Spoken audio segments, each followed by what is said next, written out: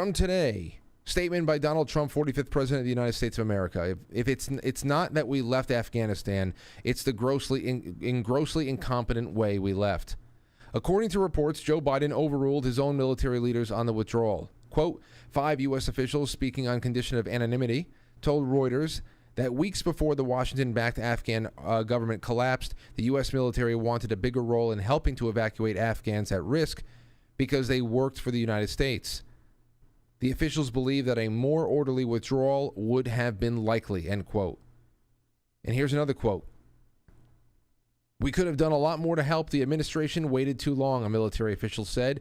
Just like Barack Obama once said, quote, never underestimate Joe's ability to fuck things up, end quote. Fuck things up? Joe Biden got the most votes in American history. In fact, like I said before, Barack Obama held him back in 2012. Barack Obama got like a 4 to 6 million vote drop off from 2008 to 2012. And knowing that he had an 81 million vote getter in Joe Biden as a vice president, what the hell? He should have unleashed Joe Biden.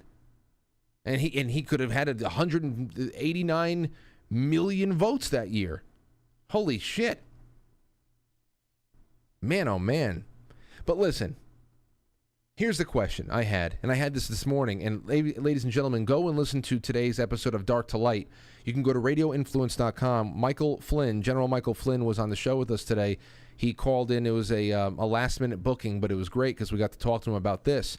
And my question was, what is the difference between Donald Trump's withdrawal plans and what we were seeing now? Because as they were talking about in the killing of Uncle Sam, another trend that started in Vietnam was letting the enemy know what we were willing and unwilling to do, where we were willing and unwilling to go, what we were willing to give in a negotiation. That stopped when Donald Trump was in office, that's for sure. So I got to ask Michael Flynn this morning, and he said that Trump was working on conditional withdrawals with the Taliban. Here is our buddy Shem. Shem Infinite put this tweet out there. It's a quote from Flynn. You had two completely different approaches. One was basically kind of a keep the stick out there, which was Trump, and the other was take the stick away, and let's just get out of there and be done with it, and you can see what happens as soon as you show weakness. So I don't know. I have no clue. What those conditions were, we were not told. Nobody was. I have no clue because unlike everyone else who was managing that disaster for the last 20 years, as we said, the Trump administration never let the enemy know what was coming or what we were willing to offer prior to a negotiation. So what those conditions were and how effective they would have been compared to what we're looking at right now, who knows? You can't go back in time and test things out. I don't have the technology for that, at least. But no matter how we got out, the American project out there was always going to be like this. It was always going to be like writing your name in the sand on the shore of your favorite beach. It's going away. You know, perhaps the damage of the transition could have been mitigated in some way, but does anyone really think that there would have been anything resembling a lasting victory? And what does victory even fucking mean? I feel like most people think that we were in Afghanistan because the Taliban were just so nasty to all the nice Afghanistan people. There's nasty people all over the fucking world.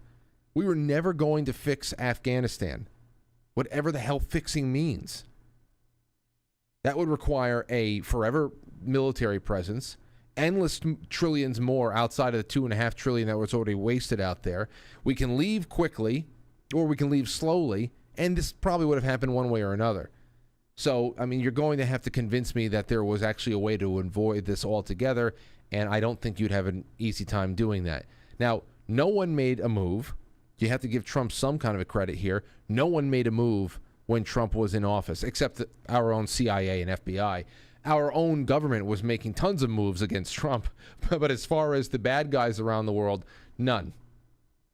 The speed with which it collapsed under Biden, though, was astounding.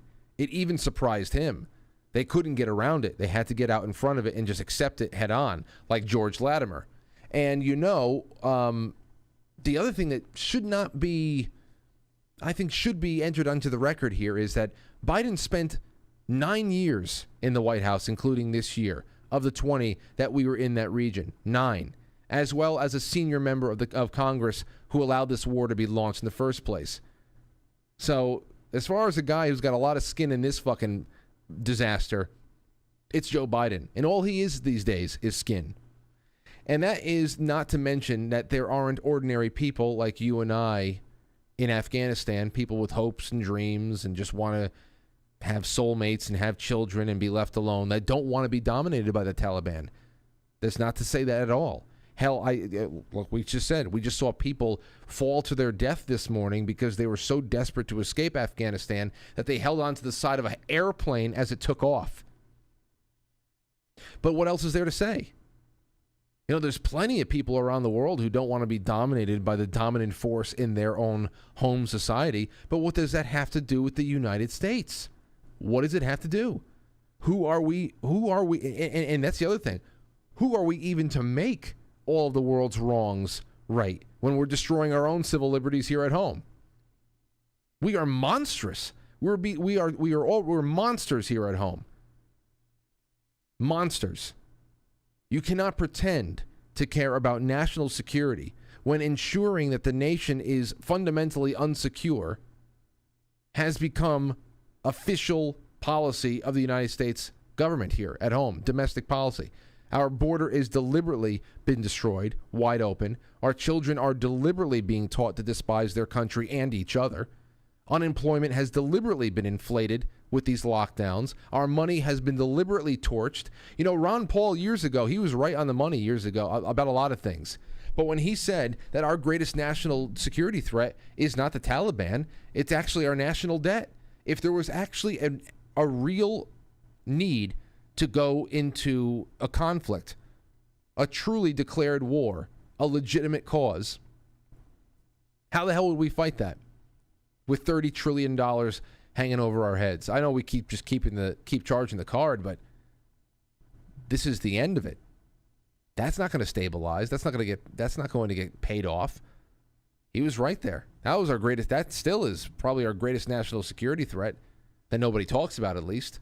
So why would anyone suspect, who is paying attention at least, why would anyone who is paying attention suspect that any of these activities that are taking place in the Middle East, 4,000 miles away, would actually be anything about or have anything to do with national security?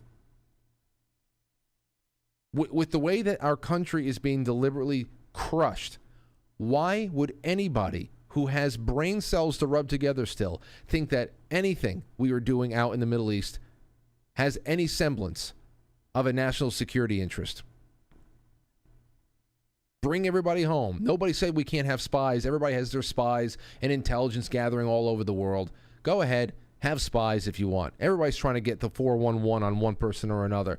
Bring everybody home and defend the country. Secure the country. Like you want to go out. You want to go out and find people who don't like us, who might be having meetings and discussing how they hate us. Holy hell, man. I don't know. And what should be obvious is that we're stuck in the middle of an international business war right now. This is bloody, ruthless international business. This entire thing, the chaos, is being run like a business. But the public relations team has been so good that we were convinced, and we had been, at least many of us, for years, to just keep supporting the troops, even though the troops themselves are being abused by being thrust into this situation.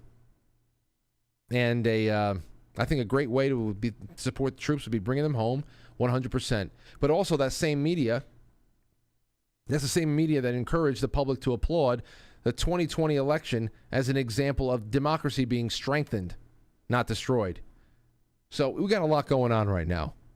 And holy hell, it is kind of surreal, though, that here we are in 2021 and we're saying, wow, Afghanistan's over. Or is it? Never know. You just never know. But it's so weird that in just a flash, something that you thought would never end is gone.